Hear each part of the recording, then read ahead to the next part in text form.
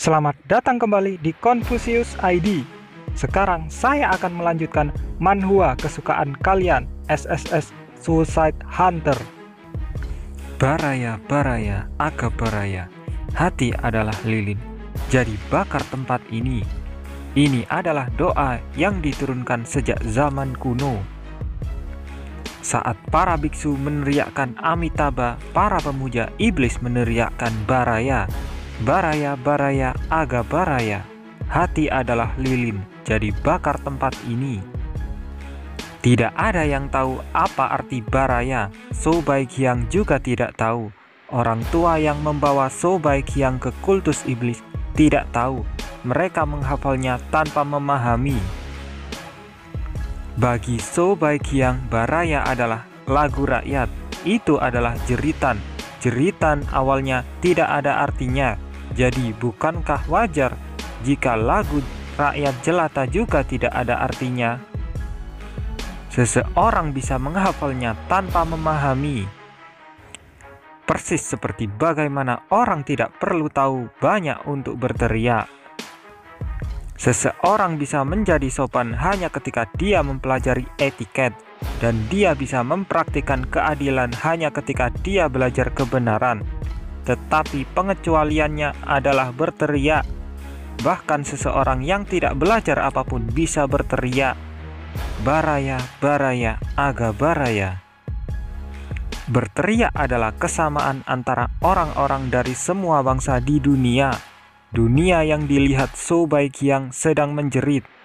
Aku tidak ada lagi untuk mengajarimu. Kata orang tua itu, waktunya untuk tampil.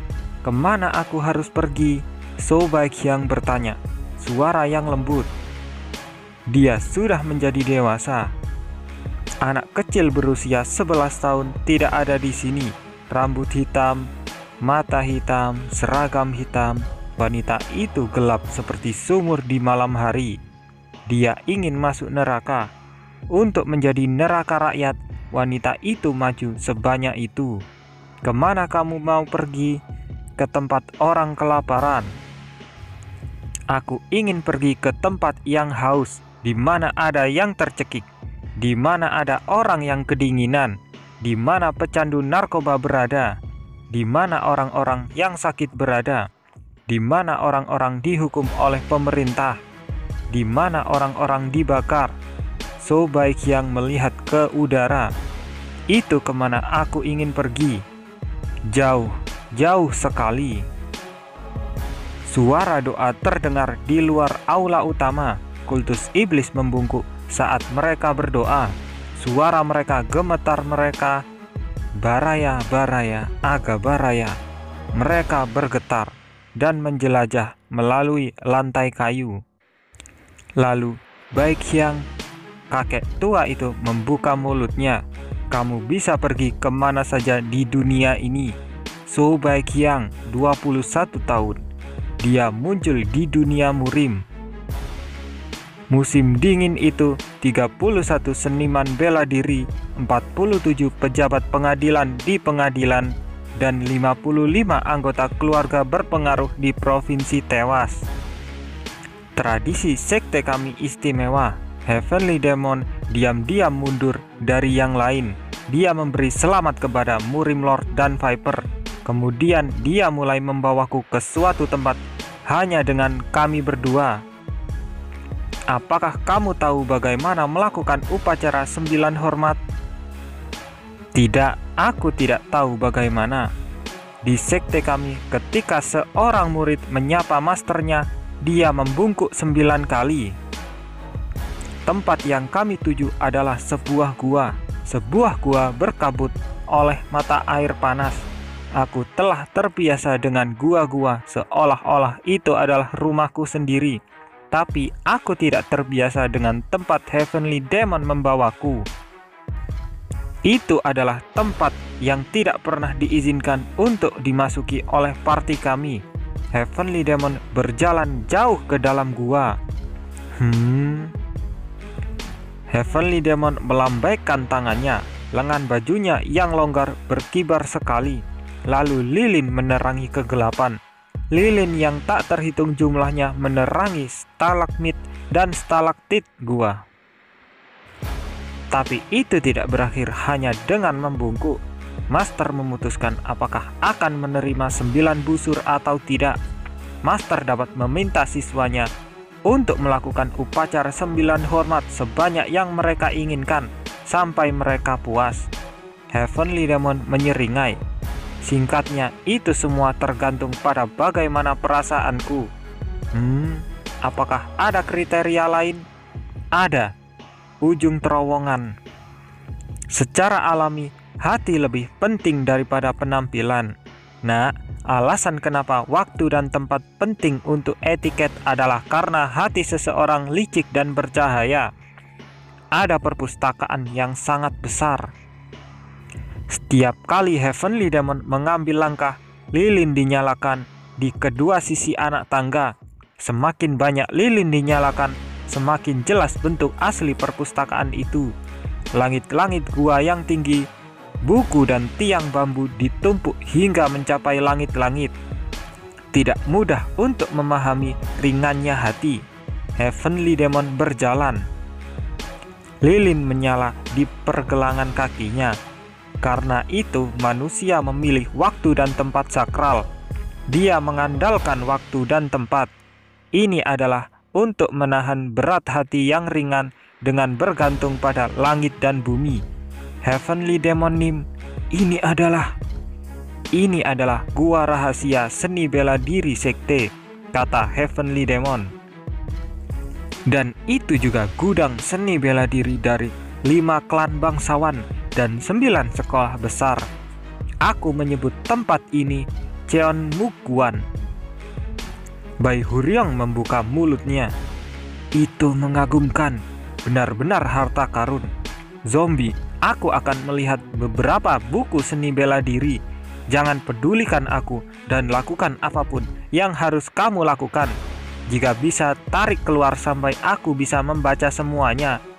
Bai Huryong yang gila seni bela diri berlari dari buku ke buku.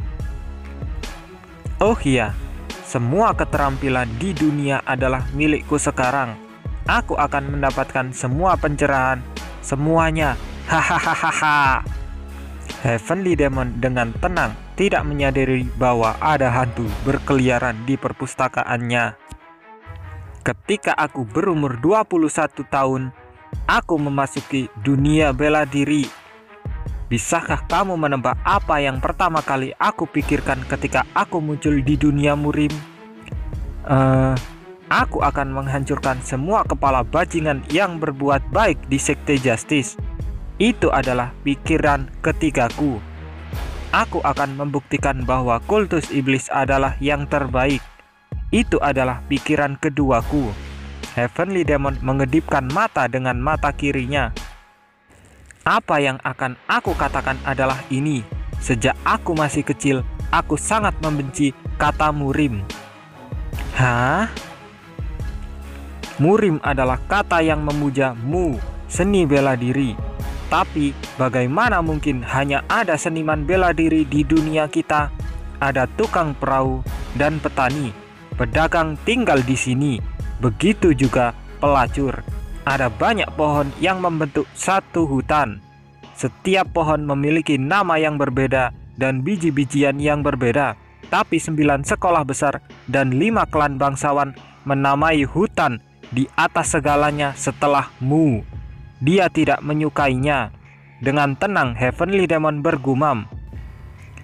Jadi aku yang hebat memutuskan untuk mengambil mu dari mereka. Untuk mengambil mu, aku merampok semua teks seni bela diri yang mereka sembah seperti kuil. Heavenly Demon tertawa terbahak. Senyuman di wajahnya sungguh menyenangkan. Wajah yang dibuat oleh Master Gonryun masih jelas di kepalaku.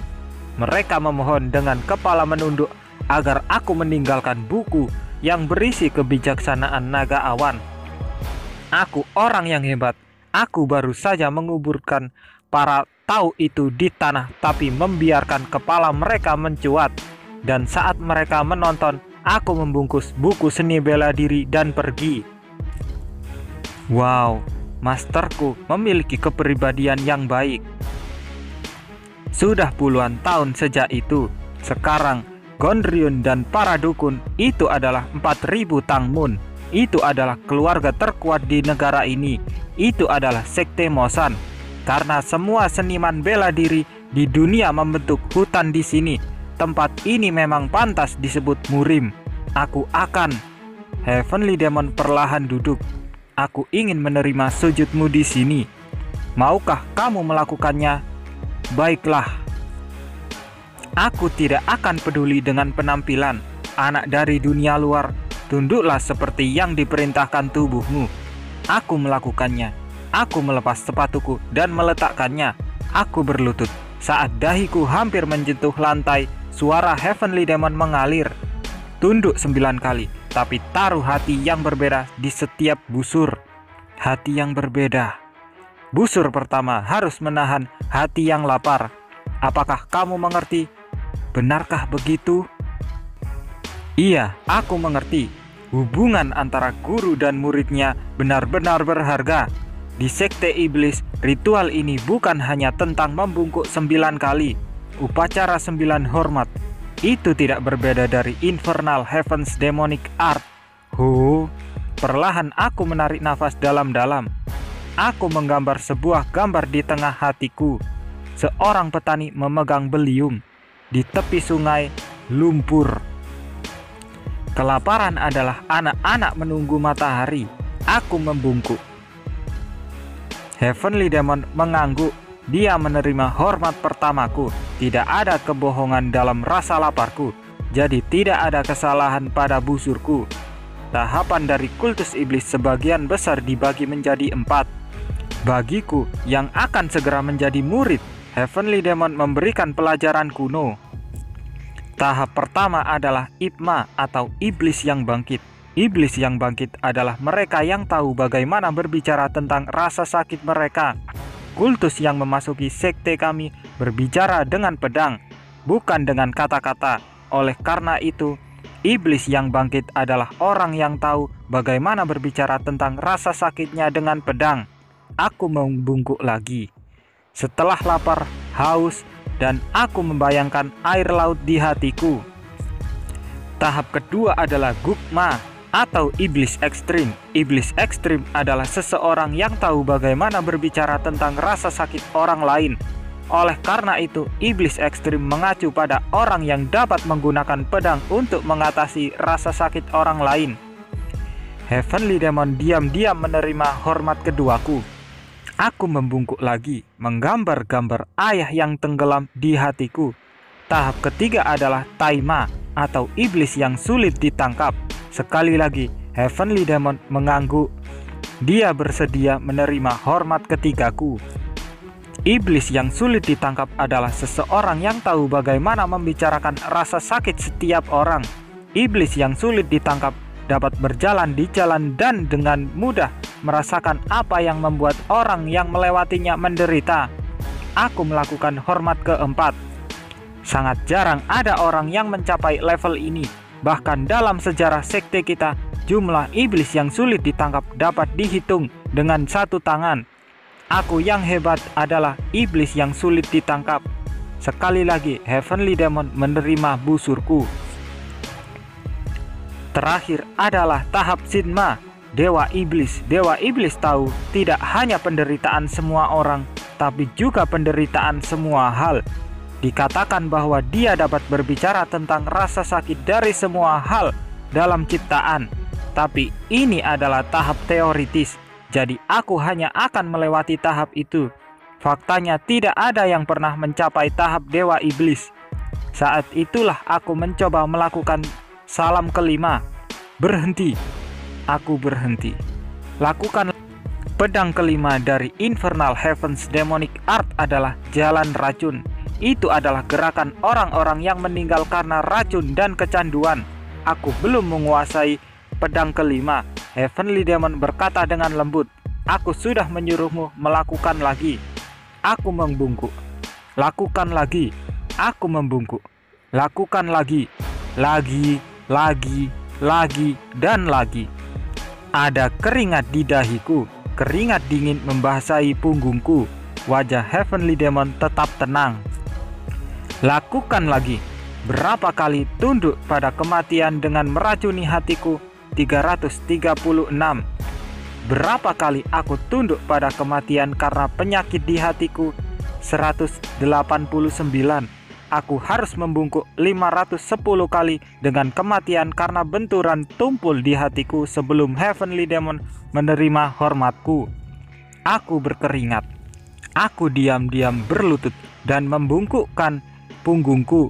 Kamu anak yang lugas. Heavenly Demon tersenyum. Ada anak yang jujur sejak lahir. Ada juga anak yang terlahir dengan pertanda buruk tapi menjadi jujur atas kemauannya sendiri. Anak dari dunia luar, kamu pasti yang terakhir. Aku ingin tahu kehidupan macam apa yang telah kamu jalani sampai sejauh ini. Senyumannya sedikit sedih. Kehidupan macam apa yang kamu jalani sampai jadi seperti ini? Cahaya lilin berkedip, cahaya bergetar dan bayangan bergetar. Saat itu bergoyang, bayangan Heavenly Demon dan bayanganku tumpah. Jika matahari berarti kehidupan, maka bayangan berarti sakit. Bayangan tipis itu membuka bibirnya. Garis besar setiap manusia saat mereka menjalani hidup mereka terpisah, tapi rasa sakit mereka tumpang tindih lagi dan lagi. Jadi manusia bukan satu karena mereka hidup, tapi karena mereka merasakan sakit. Itu adalah doktrin bayangan. Jika kamu mengatakan bahwa kamu akan berbagi rasa sakit dengan seseorang, kamu mengatakan bahwa kamu akan bersama orang itu seumur hidup. Karena itu, mereka yang disakiti oleh semua orang hanya ingin bersama semua orang. Sebuah doktrin dengan hanya satu mulut yang dapat membagikannya, menyebarkannya di dunia ini. Gongja, mulut itu sedang berbicara denganku. Orang tidak hanya memutuskan pada siapa mereka meninggalkan bekas luka, mereka juga bisa memutuskan bekas luka siapa yang akan dikenang. Orang biasa yang kamu coba selamatkan tidak akan pernah baik. Kerumunan yang telah kamu selamatkan tidak akan pernah terhormat. Yang kamu cintai tidak akan pernah sempurna. Bisik bayangan itu. Bisikan bayangan membawa panasnya lilin. Meski begitu, jika kamu ingin disakiti oleh semua orang, jika kamu bersedia memberi mereka kulit telanjangmu, pikirkan tentang bagaimana mereka mencakar kamu dengan kuku mereka. Bagaimana mereka akan menyakitimu bahkan jika mereka memelukmu terlalu erat. Hidup itu sakit, tapi itu hanya penderitaan manusia. Bara, aga bara ya. Ini adalah makna dari api hatimu. Bakar dan lihat bayangan orang lain. Lilin-lilin menetes. Suara neraka kedelapan adalah kematian dengan api. Itu mengalir ke bawah. Gongja tunduk dengan hati yang membara. Aku, tapi kamu tahu bahwa aku adalah Flame Emperor. Itu adalah kenapa kamu harus mati untukku. Selamat tinggal. Aku membungkuk lagi. Dalam bayangan itu diam. 336 kali untuk racun, 189 untuk penyakit, 510 untuk benturan tumpul. Kata-kata lakukan lagi yang berdering di gua sebanyak 1035 kali tidak terdengar kali ini. Dia tampaknya puas dengan busur tunggalku untuk mati dengan pembakaran. Aku tahu jejak di mana lilin mengalir. Sebuah suara menyebar di tempat jejak. Bentuk pedang terakhir dari surga neraka itu belum diatur. Ini adalah gaya bebas dari generasi ke generasi. Pemimpin sekte mengukir kematian mereka sendiri di pedang terakhir. Jadi pedang ke-9 Infernal Heaven's Demonic Art sangat bervariasi dari orang ke orang. Tempat kematian seseorang tunduk dengan kematianmu.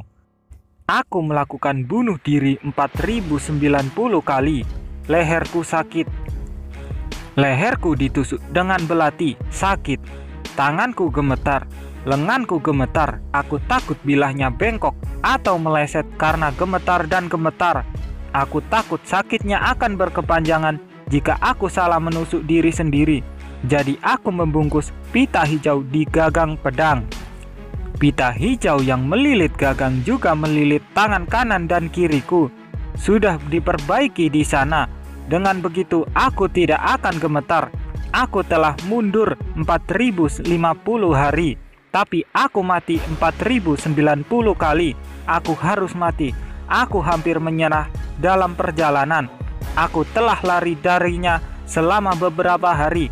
Namun aku tidak bisa memaafkan orang itu. Aku tidak memiliki keyakinan bahwa aku bisa memaafkannya dan terus hidup. Aku membungkus pita hijau itu lagi. Semakin lambat kematianku, semakin kabur tekadku. Semakin kabur tekadku, semakin aku harus mati. Aku berhenti memikirkan hal-hal yang tidak berguna ini. Aku mengabaikannya, pikiran ragu-raguku. Aku sangat ingin hidup, jadi aku mati dengan putus asa, bunuh diri. Aku menggambarnya sebagai gambar terakhir di hatiku dan membungkuk kepada Heavenly Demon. Bayangan itu bergetar. Itu adalah Heavenly Demon yang berdiri dari kursinya. Aku agak terlambat menyadarinya. Ketika aku menyadarinya, Heavenly Demon sudah meletakkan tangannya di pundakku. Gongja, bayangan kami tumpang tindih di dalam gua. Kamu adalah muridku. Terima kasih. Aku tidak peduli dari mana kamu berasal. Kemanapun kamu pergi, dimanapun kamu berada, kamu adalah murid Heavenly Demon. So Baik Hyang, doktrin kami ada di hatimu. Bahkan jika masyarakat hancur dan dunia berakhir, selama jantungmu masih berdetak, surga neraka akan terus berlanjut. Aku membuka mulutku. Baik Master, leherku sakit. Itu adalah hari-hari menyakitkan. Aku akhirnya tahu sekarang. Itulah lanjutan manhwa SSS Suicide Hunter. Mohon maaf jika ada salah kata, tapi jika kalian suka jangan lupa untuk like dan subscribe channel ini supaya semakin berkembang.